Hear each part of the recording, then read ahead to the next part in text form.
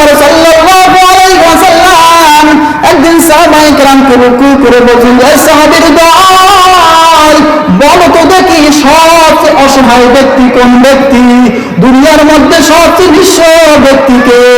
পয়গম্বর সাল্লাল্লাহু আলাইহি ওয়াসাল্লামের প্রশ্ন শুনে সাহাবায়ে কেরাম ডাক দিয়ে বলেন, ওগো পয়গম্বর, সবচেয়ে অসহায় নিঃস্ব ব্যক্তি তো ওই ব্যক্তি হতে পারে যে ব্যক্তি দুনিয়ার মধ্যে কোনো সম্পদ নাই, দুনিয়ার মধ্যে কোনো সন্তান আদিও নাই, দুনিয়ার মধ্যে মা বাবাও নাই, ওই ব্যক্তির মতো অসহায় তো কেউ হতে পারে না।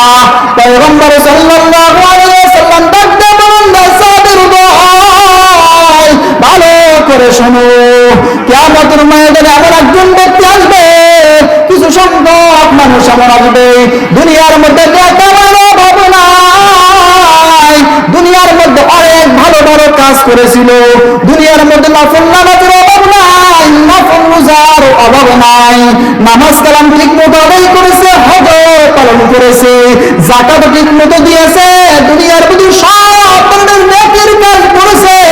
কিয়ামতের ময়দানে দেখবে নেকির পাল্লা বিশাল বড় হয়ে গেছে।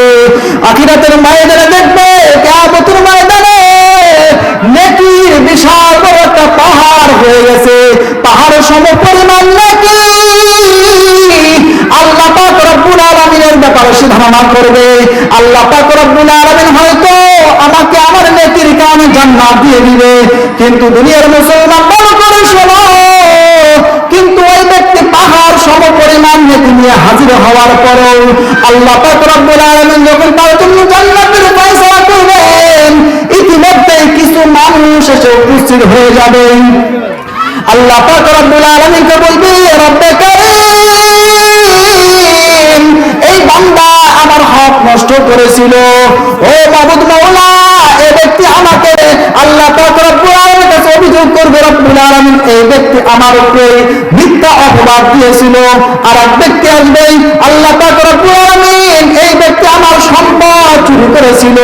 আর একজন ব্যক্তি আসবে, আল্লাহ পাক রব্বুল আলামিন কাছে বলবে, রব্বুল আলামিন এই ব্যক্তি আমার জমি দখল করে নিয়েছিল।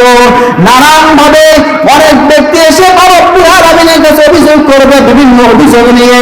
আল্লাহ পাক রব্বুল আলামিন ওই পাহাড় সমপরিমাণ নেকির মালিককে বলবে, বান্দা, তোমার ব্যাপারে মানুষ অভিযোগ করতেছে, তুমি মানুষের হক নষ্ট করছো, অধিকার নষ্ট করছো, তুমি তাদেরকে তাদের অধিকার গুলো বুঝিয়ে দাও। ওই বান্দা বলবে, রব্বুল আলামিন এটা তো দুনিয়া না, এটা তো দুনিয়ার মধ্যে সম্পদ রাখার জায়গা না, এটা তো আখিরাতের ময়দান, আখিরাতের ময়দানে কোনো সম্পদ আমি সাথে করে নিয়ে আসিনি, টাকা পয়সা নাই, কেমন করে তাদের অধিকার গুলো বুঝিয়ে দিব, তাদের হক গুলো কেমন করে আদায় করব। ওই সমস্ত বান্দারা যারা অভিযোগ করেছিল, তারা আল্লাহ পাক রব্বুল আলামিনকে বলবে, রব্বুল আলামিন আজকে আমাদের কোনো সম্পদের দরকার নাই, আজকে আমরা সম্পদ চাই না, আজকে আমরা চাই ওই বান্দা তার নেকিগুলো আমাদেরকে দিয়ে দিয়ে তার হকটা আদায় করে দেখ। আল্লাহ পাক রব্বুল আলামিন বান্দাকে বলবে, বান্দা, তুমি তোমার নেকির মাধ্যমে বান্দাদের হক বুঝিয়ে দাও। ওই বান্দা এখন তার নেকির মাধ্যমে মানুষের হক গুলো আদায় করা শুরু করে দেবে। দুনিয়ার মুসলমান ভালো করে শোনো, আমাদের সমাজের মধ্যে বহু মানুষ এমন আছে মানুষের হক নষ্ট করে খায়, কিন্তু খেয়াল রাখবেন যে সমস্ত মানুষেরা মানুষের হক নষ্ট করে, তারা একজন মানুষের হক নষ্ট করে না, অনেক মানুষের হক নষ্ট করে। ওই বান্দা তার নেকির মাধ্যমে মানুষের হক গুলো আদায় করা শুরু করবে, আদায় করতে করতে আবার হয়ে যাবে তার পাহাড় সমপরিমাণ নেকিগুলো বহুদের মধ্যে শেষ হয়ে যাবে। ও দুনিয়ার মুসলমান, যে মানুষটা এই মধ্যে সব নেকিগুলো শেষ হয়ে গেল, কিন্তু অভিযোগকারীর এখনো অধিকার সে আদায় করতে পারেনি। অনেক মানুষ এখনো সিরিয়াল ধরে আছে, তার হক গুলো তারা বুঝিয়ে নিবে। ওই ব্যক্তিকে আল্লাহ পাক রব্বুল আলামিন বলবে, বান্দা, তোমার হক গুলো আদায় করে দাও। বান্দা বলবে, রব্বুল আলামিন আমাকে নেকি সব শেষ হয়ে গেছে, আমি কেমন করে তাদের হক গুলো আদায় করবো? অভিযোগকারী বান্দারা বলবে, রব্বুল আলামিন আজকে তো কিন্তু তার কাছে কোনো নেকিও নাই।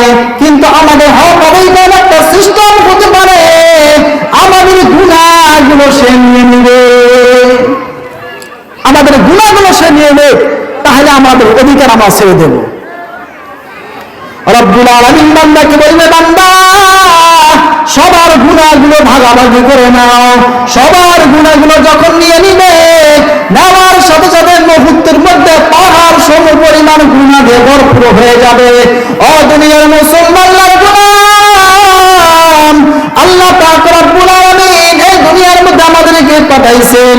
আমাদের সমাজের মধ্যে বহু মানুষ এমন আছে, মানুষের হক নষ্ট করে খায়, মানুষের উপর জুলুম করে, মানুষের জমি জবরদখল করে নেয়। আমাদের সমাজের মধ্যে এমন মানুষ আছে কিনা? কি বলেন, আছে না? বহু মানুষ এমন আছে যারা মানুষের হক